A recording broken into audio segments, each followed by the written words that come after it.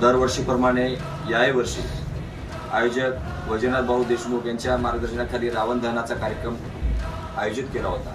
परंतु आजची परिस्थिती बघता जे आपल्या महाराष्ट्रामध्ये पाण्याची स्थिती जी आहे, पूरस्थिती आहे, सर्व शेतकरी बांधवाचे शेताची नुकसान झालेली आहे। त्या अनुषंगाने वरिष्ठांनी आम्हाला सांगितलं की बाबा असे कार्यक्रम आपल्याला या काळामध्ये शेतकरी संकटात असते वेळेस घेता येणार नाहीत आणि घेऊ नये। या वरिष्ठांच्या आदेशाचं आम्ही पालन करून हा रावण दहनाचा कार्यक्रम आम्ही रद्द केला व त्या रावण दहनाचा कार्यक्रम रद्द केल्यामुळे जे आम्हाला कार्यक्रम घ्यायचा होता तेच आम्ही ज्या भागामध्ये पाणी लोकांच्या घरामध्ये पाणी घुसलेलं आहे त्या यांना आम्ही दिवाळीची एक फुलाची पाकळी म्हणून आमची भेट म्हणून आमच्याकडून दिवाळीची भेट म्हणून आम्ही देणार आहोत एक किट। आणि हा कार्यक्रम वरिष्ठांच्या सूचनेनुसार रद्द झालेला आहे।